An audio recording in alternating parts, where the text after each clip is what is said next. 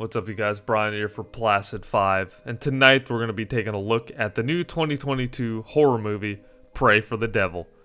Was this up there with some of the horror hits of 2022, or did it fall victim of being a dud? Let's find out.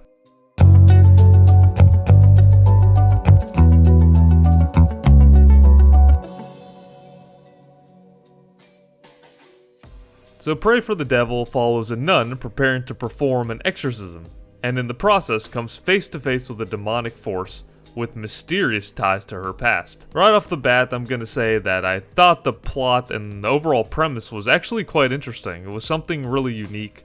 They kind of went with this idea of an exorcism school where people actually go there to study and learn about exorcisms. They kind of addressed it in a combat sort of way. The arsenal tools, a cross, Bible, and it was just really interesting to see kind of how they approached it. You know, normally when we're introduced to exorcisms in movies, it's already been established. There's nothing leading up to that. So I did like how they kind of throw the protagonist in there, and it is interesting in that sort of way.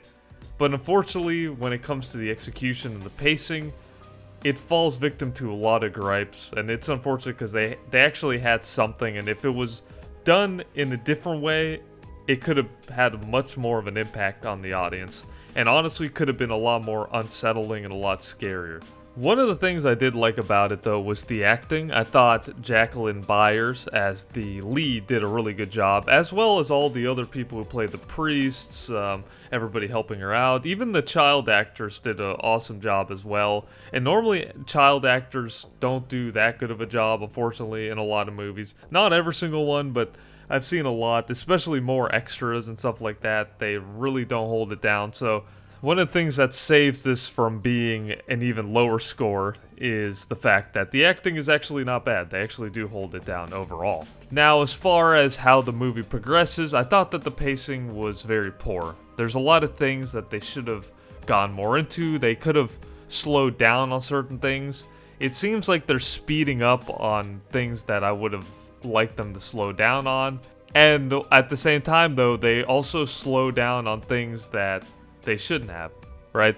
At the end of the movie, I'm looking back at a lot of things that could have been cut, things that they focus on that really don't play that major of a role. I see that with a lot of horror movies, that they don't have a central focus. They seem to try to sort of keep the story going along. That just ends up causing pacing problems, and this movie is just all over the place with pacing, and it ends up being sort of a bland, it leaves a bland taste in your mouth. It just doesn't connect that well with what they were trying to do. I thought that the visuals were actually very good. They don't use that much practical effects, but the CGI that they do use actually looks pretty decent. In the trailer, so you see some impact on that. And overall, the graphics were very good, actually, overall. There's movies nowadays still that the CGI, you can completely tell that it is CGI, and it just looks really poor. Now, granted, not all the effects were great, but overall, like 90% of them, 95% of them were actually very good. With that being said, it was also PG-13. Not a fan of movies that are PG-13 when they should have been R. It's almost like they were teetering on the edge. You could tell that they wanted to do more, but because of the PG-13 rating, it almost seems toned down a bit. So I would have liked them to just made it straight R and then explored some more intense scenes and stuff like that. But it kind of seems held back overall. As I was saying, the story is inconsistent. They try to string things together that don't really make much sense, especially in the final act of the movie.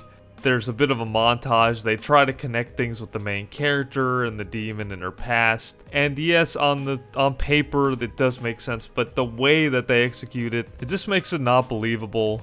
It makes it sort of sloppy at the end, and the very end of the movie is very, very cliche. A really bad way to end a movie. No subtlety at all at the end of the movie, and that's another thing.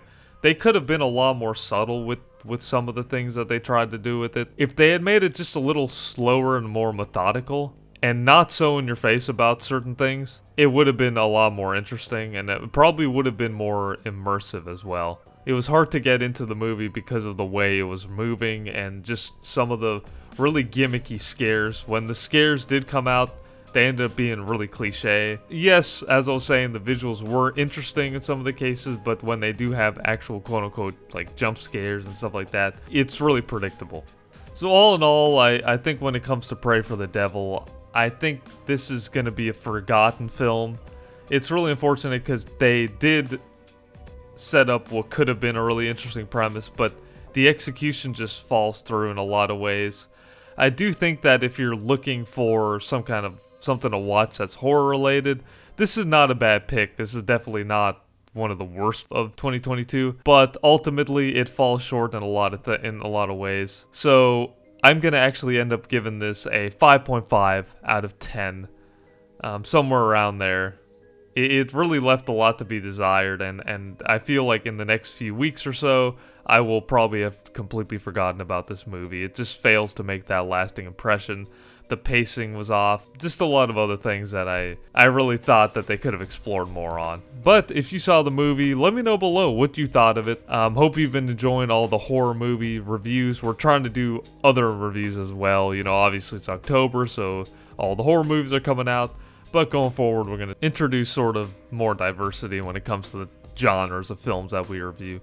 But if you like this content and want to see more, please make sure to subscribe and hit that notification button to stay up to date. Thank you very much for watching and have an awesome night.